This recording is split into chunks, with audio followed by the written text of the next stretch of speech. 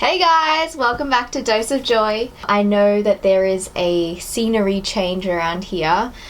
Today's video is just going to be a bit of more like a laid back talk, so I thought I'd choose like a comfy position. I'm sitting on this really nice comfortable couch chair. So yeah, I've also got on my comfy slipper things. I'm not sure if you can see. So I am very much in my zone right now. So today I just wanted to have like a very casual conversation about my mental health journey. It's largely been associated with uni and especially academic stress. So I'm sure this is very applicable for many of you out there because exams are fast approaching, and I just want to provide some strategies and resources that I used to really help myself, and I can see the changes and the differences, so I'm sure you guys will appreciate that too. So yeah, enjoy my rambling and talking in this video. I hope though that you do take things away from this video so that you can apply it and help your own mental health journey. Okay, so let's begin. So first I think I might just give a brief background over what my mental health how my mental health journey started, and then also weaving in some resources and strategies that I used and that really helped me. So I guess before uni, so in high school, I guess I was like not that stressed out. From what I can remember, I didn't display any symptoms of anxiety, and I'm going to be talking about anxiety. I should have said that beforehand actually. This video is about anxiety and my study anxiety. I had a very balanced life anyway. So I was, studying okayish, getting okayish grades. Apart from if you saw negative self-talk this week, the video that I posted. I failed one of my year 11 chemistry exam things. And that was a bit tough in the moment, but I improved since then. In high school, besides studying, like I procrastinate most of the time, but anyway, studying, I would do things like drama, music, just to keep myself occupied and not just consumed in study. And then after, I quit sport in year 11 because year 12 I was, worried that it would be too much. So yeah, that wasn't actually a smart move in hindsight. But yeah, anyway, high school was like an okay experience. I mean, I got stressed out, that's normal. VC was pretty intense, I guess. VC, for people who don't know, that's just like the Victorian year 12 exams before going to uni. Yeah, so there'd be days where I would, freak out, like I'm gonna fail this test that's coming up. Actually, I cried in front of my maths teacher. I cried in front of him because I had not studied. I had not studied for like the whole time, and then I decided to study a few days before and then realized I was sort of screwed. And he's like, why didn't you start earlier? And I was like, yeah. So in high school, generally okay. Did not experience the same anxiety that I did in uni. So let's get on to uni actually, because that's where the juicy stuff comes in and where I started to get more of these symptoms of anxiety. So first year was King Bean, and also having been scarred by VCE, I didn't want to focus as much on academics. So I would, go out for these events and meet new people, which was awesome. Met a lot of people, had a lot of fun, joined a lot of clubs. Everything was great. And yeah, first year was cruisy. There was no stress. I did not put pressure on myself. Second year though, or at least first year, end of first year, that's where I actually started to get stressed out because people started to ask me, what do you want to do in postgrad? And I'm like, but we just started undergrad first of all, but sure, let's talk about postgrad. And because I was doing science degree, a lot of the people that I was talking to or surrounded by wanted to do medicine or wanted to do something that needed postgraduate study. I got swept up in the medicine thing, like I want to be a doctor, though that wasn't even me, like that I had no plans really at that time of what I wanted to do, but because I was surrounded by doctor, I thought, okay, yeah, I guess like I might want to be a doctor. So people were talking about prerequisites, about the subjects that I had to take in order to do postgraduate at Melbourne.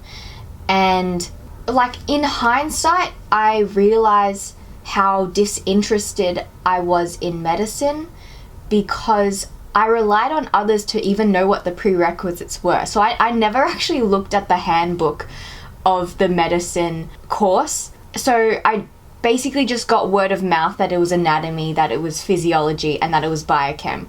I mean, I could have completely screwed up like my chances at all of getting to med, though thankfully, like right now I'm not planning on doing that. That's a whole nother story. I can talk about that. But anyway, so that's where I started to get stressed, or at least a little bit more worried about my future because because I was so consumed in it and that people were talking about it. So then I'm in second year, and this is where the story technically starts about my mental health journey. So in second year, I started to really care about my grades. And also because in first year I did say that I was cruising, didn't really care about my grades that much. So my grades were average. I would say they were average, not good, but average. And that wasn't enough to get into med at Melbourne because it's so competitive. So I thought, oh shit, gotta get my life sorted, gotta get my grades up to like H1, which is like 80 or I think 80 or above is an H1. Distinction, high distinction, whatever you like to call it. And I was like, gotta get that because if I don't get that, no chance of getting into med. I don't know why I was so obsessed with that, like getting into the course, but I guess fear of not getting in was motivating me to do all this study. So in second year, this is where I started to spiral down and not have the uni life that I wanted anymore. So things that started to change in second year was that I put a lot of pressure on myself. I put an immense amount of pressure on myself to do well, and very bad move, but to rely on rote memorization for my subjects. So in first sem, I did anatomy, which was purely theoretical based. Theoretical based? Whatever. Anyway, it was so theoretical that you just had to rely on rote memorization. And that's what sort of killed me because I realized I don't like rote memorization because it makes me feel like a robot. And the way that I was studying was very toxic for myself. So in second year, I was thinking, how can I maximize my time to study and do extremely well? And that came to me was the time that I took to get to uni. It was around about 50 minutes. So I was thinking, why don't I just stay home, watch the lecture capture? So in Melbourne Uni, I think it's compulsory for classes to be recorded. So I would look at the lecture recordings, not go to uni, not go and see my friends, stay home instead and go over the lectures slowly. At first I was okay. I mean, I would look very thoroughly through the lecture recording and would get my notes and type out my notes. But then after a while, I got obsessed with making sure that I understood what the lecturer said word for word. So my notes just became literally a transcription of the lecture. And I'm thinking back on it, I'm like, that's so, it wasn't healthy, at least not for me. It might work for someone else, but for me, that's probably why I felt like a robot, because I wasn't adding my ideas into my notes. It was literally just what the lecturer was saying. And then to top it off, I would look at my notes, and to prepare for my mid-sem exams and the end of year exam, I would literally just read through my notes and talk to myself and read through them. So in the middle of my second year, that was when the exam started, and I just remember getting physical symptoms of my academic anxiety. So I was starting to not be able to fall asleep. I think at first it would take me longer than usual, but not to the point where I noticed it. So maybe 40 minutes, 30 minutes, and then I'd fall asleep. Then during swap back, which is our week of independent study, it would take me around about at least an hour and a half, I think. At least an hour and a half. And obviously that would impact on how I studied, how much content I remembered and internalized.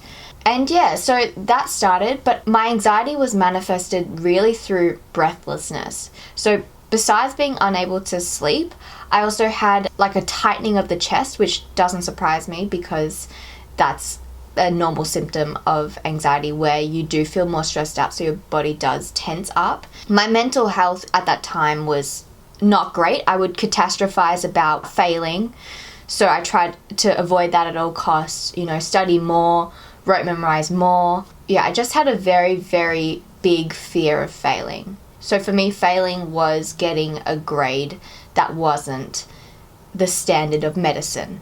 But this really only lasted for the exam period. After my exams were done, after the whole exam period was done, I was fine. These symptoms all disappeared, which made me realize that this was all because of exams and the pressure that I put on myself and my high expectations for great academics to get into med. So you think I learned, but I sort of didn't, which is really sad in hindsight because I had a bit of time to think about it. Anyway, if I could talk to my younger self, really, I'd say, and to you guys who are still studying and experiencing what I experienced, is that grades don't define you. You need to create healthy definitions of what things mean. So to elaborate what I mean by that, failure for me meant that if I failed, that it would define me and that it would affect how I would go in the future. So if I were to fail something, I wouldn't take that as something that just happened and that it was a grade, but I could improve on it. It was more so, I'm not smart, I did not do well, this isn't for me. Sort of like a very negative way of thinking. Bringing my point into my previous video, if you want to watch that, talks about negative thinking and having a healthy relationship with it. But my mind would very much get consumed in these thoughts that my grades defined who I was, that failure was this thing that I wanted to avoid at all costs, when really it's the thing that helped me the most. I would consider this dip to be not really a failure, but more so a huge learning curve for me right now that I can look back and say, would never repeat that. Not a good experience, would never do that again. So yeah, if I could sum this up, I would really say, like, have a healthy relationship with what failure means. So not making it seem like it's something that you identify with, but more so something that happened and that you can improve on for the future. So yeah, going back to second year, I started to realize this is not healthy. I'm not happy with what my situation is right now, and I wanted to seek help. And I realized this is a resource that I think you guys would really, really benefit from, is that most unis, at least Melbourne Uni, offers free counselling.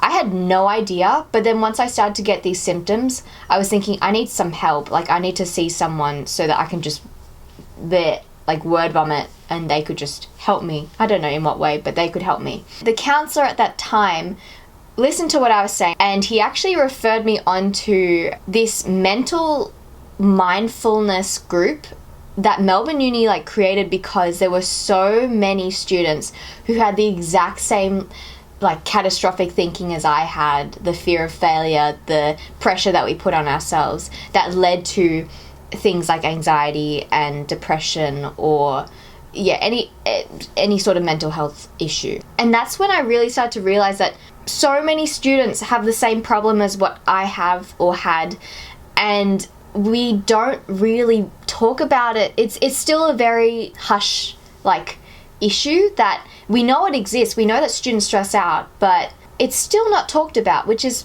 a bit frustrating, but also something that we can work to improve, which is I hope what this video is doing. So I started to attend these sessions. I think there was 3 overall, and what helped me out the most was the thinking aspect of it. I think there was thinking, feeling, and actually don't quote me on it, I can't remember, but thinking really helped me because that session helped me reframe my situation. That was at the time when I really realized how much pressure I was putting on myself, and where I realized that my catastrophic thinking was just really, really harming me in a way that I didn't realize. And this was also the time where it introduced to me the importance of writing things down for me, because it just really helps to conceptualize my thoughts, but in a way that I can look back on. I think that's very important, something that I can look back on, but also in that moment to just mind vomit. Anyway, God, I hope you're still with me. I don't know how entertaining this is. So yeah, another advice really is to just capture your thoughts in some way that is so that you just don't have to ruminate about it and think about it in your head, but you can just like blurt it out so that at least you have a bit of a clearer mind. So yeah, these resources, the free counselling, the mindfulness group. I know also that Monash Uni does mindfulness as well, because I think one of their professors is really known for mindfulness. But a lot of students don't know that there are these resources that are accessible that are really, really beneficial. I think that students really need to focus on their mental health, because grades, again, don't define us. If we get a bad mark, that doesn't define how smart we are, that we can always improve what our grades were. So it might, and again, this is what I talked about, negative self-talk. It's like what our strategies could have been. So focusing more on the process of studying rather than the outcome of the grade. So then I had my exams in around about November, and again, leading up to that time was more sleepless nights, more breathlessness, and that was difficult because I knew what I should have done or what I could have done, but it was so hard to change what I had already had the habit of doing, which was catastrophic thinking and failure avoidance. But there was another resource that really helped me, which was this breathing exercise, and it's on the Melbourne Uni counselling page, so I highly recommend. But it's this breathing exercise which is called 4-7-8. So you breathe in for 4 seconds, you hold your breath for 7 seconds, and then you exhale for 8. So let's just try it right now, because why not? We'll inhale for 4 seconds. 1, 2, 3, 4. Hold your breath for 7. 1, 2, 3, 4, 5, 6, 7. And then exhale for 8. 1, 2, 3, 4, 5, 6, 7, 8. And then repeat it. I usually like to do it 3-4 times, but do it as many times as it helps or is useful. In my situation, that was, I think, one of my best resources that I used and still use, because I still do get that breathlessness sometimes right now, but definitely not as severe as third year. I can't believe I haven't even talked about third year yet. God, how long is this video? And because my problems were so breathlessness based, it really helped me slow down and really take deeper breaths, because again, I was taking more shallow breaths. Anyway, okay, so I think I should wrap it up and go on to third year, because otherwise this video will be way too long. Third year started, didn't help that people were asking me now what I wanted to do after I graduated. And so then I had the pressure of, oh my God, I have to choose. I have to choose a career, or else I'm gonna, I don't even know what the end goal was. I think I was just freaking myself out that this was so common that everyone else was doing it, that I thought I needed to find a postgraduate option straight away, or a career straight away. Again, not good. I can talk about in another video. Anyway, third year came around. Subjects were, I guess, more demanding because it was third year. This was a time where I realized that no, I'm not gonna, stay home all day. I'm going to see my friends. And I did go to uni more often than not, which I'm very proud of. So that's something that I changed from second year to third year, is that because second year was so toxic for myself, in third year I wanted to change that and to prioritize what I really valued, and that was friends, social interactions, and more me time as opposed to study time. Once exams started to roll around, I would stress out. I would engage in very negative thinking again. Actually, in hindsight, now I'm thinking about it, why it was so hard to change my mentality, even though I got my counseling help and I got I went to that mindfulness group. But in third year, it actually became worse. So I actually have some proof that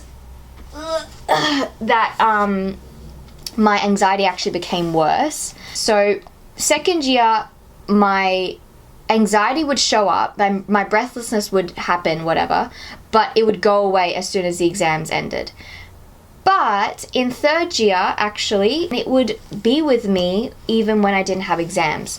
So I would just get breathlessness in any situation. So I know for a fact that, I'm not making this up, but I know for a fact that my anxiety got worse in third year because I wrote it down. And that's another resource for you. Oh wait, did I already talk about it? Actually, yeah, I think I already talked about it. God, this video is long.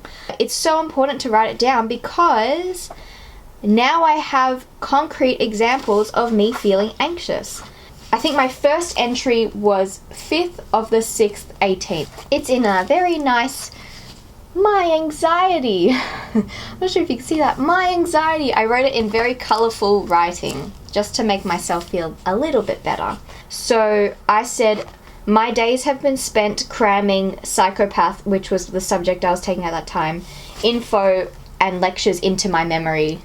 Again, I was not practicing, I did not change my study strategy. So I was relying on the same thing. I don't know why I did that, but I was relying on the same thing and getting the same results that I was stressing out. Yeah, wow, actually this is pretty unhealthy. I would just wake up. Actually, I exercised. I think that was Pilates, but anyway, I exercised for a little bit. Then I wrote from 9:40 a.m. till 12, I crammed. Then I ate. Then I crammed. Then I walked fizzle and I went for a run. And then I crammed again. I talk about my symptoms. Shortness of breath, feeling like I can't exhale enough. And so I force myself to take deeper breaths and to breathe slower. And that's where the 4-7-8 really came into play, because that, I still think that's one of my most important resources. And it says, has occurred more frequently lately, especially when preparing breakfast, lunch, snack or dinner. So I don't know why food made me anxious. Oh yeah, I forgot to include this actually. This is really important. So yeah, despite me not knowing that I wanted to do med or not, I still went for the GAMSAT, which was this very grueling med entry exam which goes on for the whole day. And I don't know why I did it. Again, I think because I'm a bit of a sheep sometimes. So because everyone else around me was doing it, I just thought that that was the right thing to do, and I did it. Anyway, I'll do a med video next time. But this is where my anxiety really peaked, because that happened in March. From then on, my breathlessness just occurred, and it got worse. On the 17th of June, so around about like a week or two after I read out like that first entry, it said my symptoms changed to abdominal and thoracic cramping. So I actually had, it says here like I had spasms, and I actually don't remember that, which is pretty interesting. And I don't think I've had that since end of third year. But yeah, that's very interesting. I would really highly recommend you guys do this, because it's just very reassuring for me, at least, to know that I've improved a lot. And I mentioned in my book, but another resource that I think is so important, apart from 4-7-8, apart from mindfulness groups and seeing a counsellor, is Julie Kristina on YouTube. I don't know how I stumbled upon her, but I watched TED Talks, but I didn't really feel like I connected to it. But Julie Kristina, and I will link, I'll probably put all this information in somewhere, but she, or at least her videos, have helped me so much. She talks about things like anxiety, about depression, about burnout, about catastrophic thinking. Again, that's how I sort of realized my own. But this resource has helped me so much, and I highly recommend you guys look into her, because yeah, she's helped me so much, and I'm so grateful for what she's done for me and my mental health, that need to share this with you guys. Anyway, so because I know that I am rambling and this video is going on for way too long, I'm just going to try and like wrap it up as quickly as possible. So yeah, third year happened, super stressed out, spasms, everything happened. But then silver lining was I went on exchange and I did my breadth subjects on there. So it was super cruisy. I did Spanish in Amsterdam. Like, I'll explain why later anyway. But I did a lot of things that made me relax and not focus so much on study. The thing that really helped me and my relationship with study was that these classes in Amsterdam, well, at least at my uni, were compulsory. And they were maximum 25 students. I didn't actually realize at that time how important that would be for me, but because the classes were so small and they were classroom styled, I could ask questions whenever I wanted to. And I realized that that was such a good study strategy for myself. As well as being forced to go to every class, I just retained information. Because in uni, I did not go to classes at all. And well, I didn't go to the lectures. I went to tutes. But lectures I never went to. I tried to absorb through the recordings, but it just would never work as well. So I started to discover all these study strategies, and it really improved my thinking that I always had to rote memorize, that I always had to know everything word for word. But this just helped me realize that no, sometimes you can just absorb the information and it will help you a lot better that way. So if you are someone like me who doesn't really go to lectures because you couldn't really see the benefit, I highly recommend you just go, because you will be able to soak up some information. But then again, I mean, not everyone is me, so if it doesn't work for you, if big lectures don't work for you, then by all means don't go, but just keep it as an option. Also, I think exchange really helped me to balance my life. I learned about values and everything. If you haven't seen my values video, I'd also recommend that, because it really helped me to prioritize my life. I realized through that experience that I valued balance, that I can't do constant study. In uni, I really remember spending the whole day at my desk. I really did not move. I just spent the whole day rote memorizing all the notes that I had written down. So toxic. So I really didn't spend time with friends as much as I wanted to, with exercise, with things outside of study. So I'm so glad that I had this experience and that I've come back and really realized a lot of things. I guess the main message of this video, really, what is the main message? Actually, I didn't even come with a main message. So I guess lessons that I learnt: experiment with study strategies.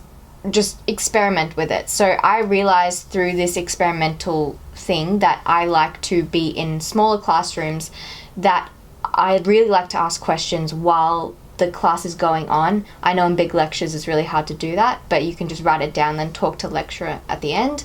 What else? Again, what I talked about before about catastrophic thinking. There was also a negative thought that I had in second year and third year, which was I couldn't cope, that I wasn't able to cope with the pressures of uni. I think what helped me with that was to know that no, I've done VCE, and that's pretty intense, I would say, because there's even more pressure. There's more external pressure, but uni was more internal pressure for me.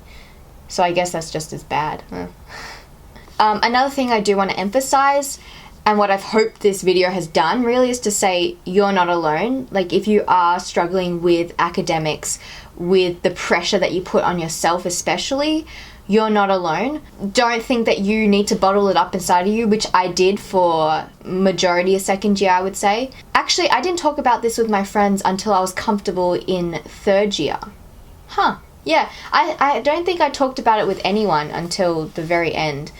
Which is a bit sad, because the one thing that I really recommend as well is to speak with people you're comfortable with. So whether that be friends that have experienced things like anxiety or depression or something, or family members that you feel comfortable speaking to, or the free access to counsellors, to psychologists, to that mindset group. Anything, I would say, is better than keeping it up inside of you. And the last thing I want to talk about before I wrap everything up is what my mental health situation is like right now. I've had a lot of time now to reflect over things that have happened in the past, and I've been able more so now to detach myself from things that I think define who I am. So if I do fail at something, I don't consider myself a failure or that I'm not smart anymore. It's more so, how can I improve the situation so that I can do it better next time? And this mindset shift has really helped me to get past these issues. And of course, yeah, I still do get that breathlessness. I can sleep now. Thank God. I can sleep. I don't get these spasms. I haven't even had them for so long. I forgot about the spasms. But yeah, breathlessness will come up from time to time. And I'm okay with that. And I can just say the one thing that's really changed is that I've been more aware of how I think and really the strategies that I need to improve my life. And because I know my value, or one of my important values, is balance, I make sure that I can organize my day or organize the week according to my value of balance, and that I see my friends, that I still engage in things like study, that I'm learning all the time, but making sure I have time for exercise and everything else. So if there's one thing or some things that I really want to just reinforce, is that getting help is so important, that you can't do it by yourself, because you need more than one perspective to really help you get through, especially the tunnel vision that you might see yourself in sometimes, or not see yourself in sometimes. Yeah, help, resources, use all the resources you can, write things down, really conceptualize your brain outside of your brain, and yeah. So I really hope this video helped you guys. It's super casual, so I don't know, let me know if you like these styles of video styles. I hope you've learnt a lot and feel more confident in addressing your own mental health. And yeah, bye guys, see you in the next video.